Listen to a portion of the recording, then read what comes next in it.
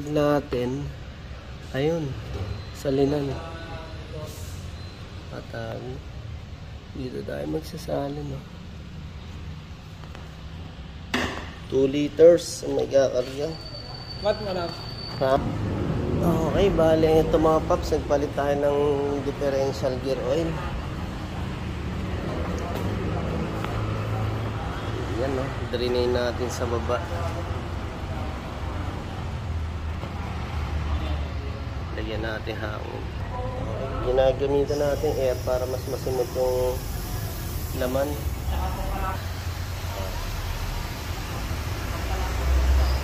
Sa 80k kilometers na mileage, kailangan natin palitan yung differential oil.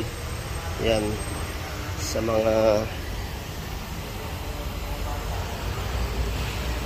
bali, ito mga paps, makakagamit tayo dito mga 3.5 liters. Tapos ito yung ginagamit natin para sa differential. Limited slip gear oil 85 with 90. Okay, bali ito naman mga paps yung sa unahan natin na front differential gear oil. Papalitan rin natin. Dito lang yung pinaka drain niya, tapos yung salinanan yun, no? Na rin yan sa 80. Ayan, bali ito nga ang palitan natin na ito, 80k mileage. Kailangan natin palitan to sa front differential natin, tsaka yung likod rear halos sinasabay na natin yan. Tingnan natin yung ribabaw, yan, kapal, oh. At talagang dumumi na siya sa tinakbo natin na 80k mileage. Oh, yan, kaya ano to, may magnet to para makukuha niya talaga yung dumi, oh. Hindi umiikot dun sa ayan, oh. Yan yung sa harap. Oh, sa harap to. Ay, harap. Kaya grabe, oh, mga pinagkaskasan niya yan.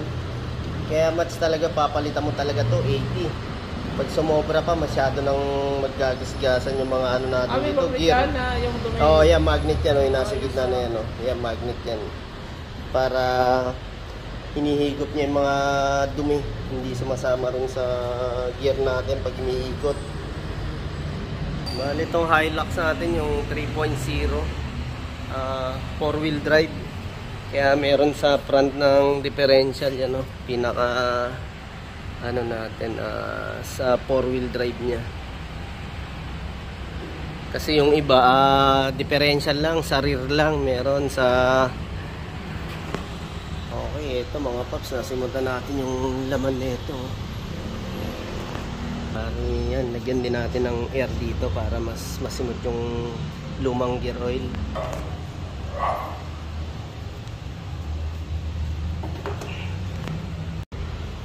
Gaya nga nito, oh. Transmission filter natin, oh. Ayun, oh, kita yung mga dumi sa loob, oh. Paano kayo hindi magpapalit niyan, yun, oh. Oh. Talagang kailangan natin palitan na rin kasi meron na mga namuho sa loob yan. Mata, makikita naman yan, meron din. Bali, ito mga paps, nagpalit tayo ng transmission fluid ng Hilux, pati filter pinalitan na rin natin para linis na linis. Yan, oh. Yung pinaka oil pan, ito yung ating pinaka oil pan, oh. Yan, makikita natin may magnet yan, isa rin sa simisip-sip ng dumi to para napoprotection na yung pinaka transmission natin sa dumi. Sa 80k mileage talagang ayun, papalitan na rin natin yung filter niya para mas malinis talaga. Ayun nga mga paps, nalinisan natin yung pinaka oil pan ng transmission, tapos nilagyan natin ng ito, alpha gray, beta gray. Okay, tapos kinabit na rin natin yung bagong transmission filter, oh, para mas bumalik sa dating hatak yung ating sasakyan pag bago yung filter. Okay, gaya na itong tornilyo natin sa differential. Tapos may ano to, may magnet sa gitna to para hinihigop niya yung mga dumi. Yan, sasalinan na natin. Okay, yan mga paps, nilagay natin sa balde para magamitan natin ang pinaka-pump. Okay, yan. Bali, ito na yung ating pinaka-pump. Bali, pinaka-level natin, sakto dyan. Pag umapaw dyan, puno na yan.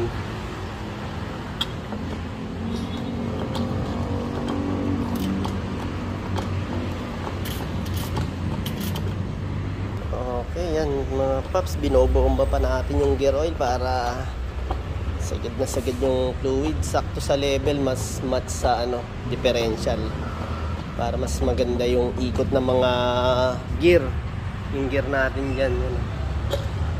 Yun, sakto lang talaga boss, oh. Okay, yan yung pinaka level natin pagka talagang lumabas na rito sa na yan, labi, yan. Okay, yan. Yan ang pinakapuno pagka lumabas na rito. Level natin ng differential gear oil.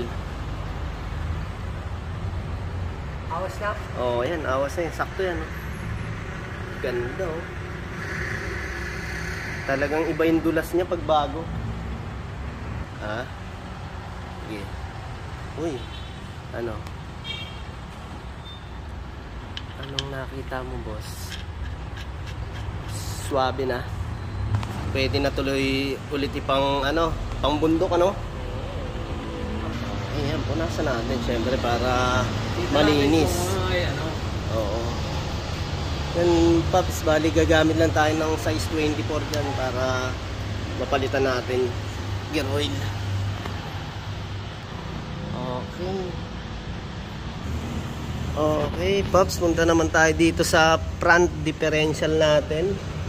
Ito, tingnan natin yung pinaka drain plug natin, Yan, kailangan lang natin linisin. Yun nga mga paps, yung nagamit natin na differential gear oil sa likod, halos umubos ng 4 liters. Talagang sakto-sakto sa level yung 4 liters natin. Yan. Halos yan, pag imikot sa bago mag 0-0 yan. Tapos dito naman sa una natin yan, alin naman ang gamit natin dyan.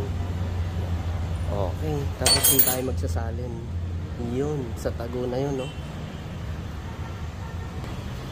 Okay, paps, ito yung gamit natin sa panglikod na rear differential gear oil. Tapos yung sa harap naman, ito yung gagamitin natin, yan. 2 liters. Okay, bali, eto sasalinan na rin natin tong front differential natin. Yan. Okay, bomba. Bali, eto mga paps, pinapalitan talaga to sa 80 mileage, 80k, para at least mawala yung mga, kasi yung luma wala ng viscosity. Marami ng yung pinaggasgasan natin ng mga gear niya, ribaba, yun, kailangan matanggal yun. Okay, yan, gaya niyan, umapaw na yun yung pinaka-level natin. Bali, itong front differential natin is 2 liters ang inabot, yan. Okay, paps, kabit na natin yung pinaka-cover sa ilalim na dito sa front natin, front wheel. Okay, bali mga paps, yung ginagamit natin na fluid pang differential, yan yung tinatawag na LSD, Limited Slip Differential Gear Oil. Gaya nito differential natin, yan nakalagay, LSD use only, para mas match na match talaga yung gear oil nya. Okay, yan, natapos natin pag-install ng gear oil. Yan, bali na ikabit na natin yung pinaka oil pan. Sasalinan na lang natin. Dito tayo sa dipstick magsasalin sa taas. Ito yung ating transmission fluid type P4 na gagamitin. Ayan, yung kulay red dyan na dipstick, dito tayo nagsasalin. Yan, dito lang ang salinan. Dito rin yung sukatan natin. Ito, makikita mo to, may nakalagay na to para hindi ka malilito. Type T4 sa dipstick.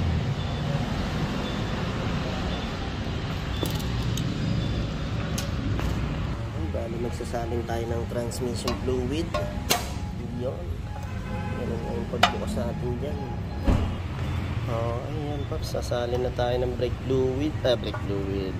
Okay, ito yung gamit natin, genuine type P4 yan. Ito kasi Paps, naramdaman ni boss tong takbo ng sasakyan niya, medyo kumupad na nga daw. Kaya kinailangan natin palitan ng transmission fluid tsaka transmission filter. Isa sa nagpapabagal ng takbo yung fluid natin pag sobrang na talaga. Sobrang itim na or sobrang gamit na. Yan. Medyo mabigat ang takbo. Isa sa nagiging cause ng natin yan, transmission. Konektado talaga sa ating makina. Hirap yung makina dahil sa fluid na madumi. Oo. Bali yun nga, Pops, 4 na litro muna yung nilagay natin, no? Kung sakaling drain lang ginawa natin, sakto na yung 4. Kaya lang nagtanggal tayo ng oil pan saka filter, kaya kinukulang yung 4 doon.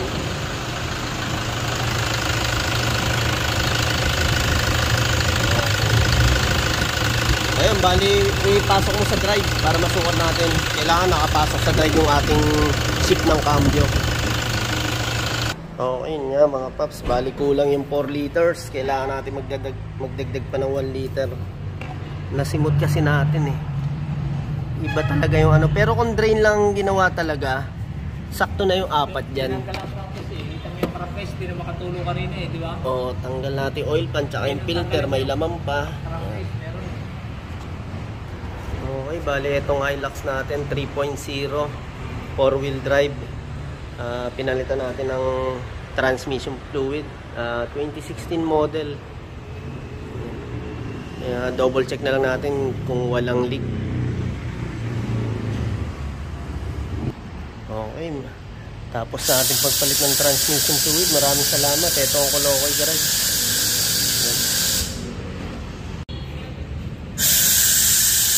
Okay, natapos na natin yung palit ng differential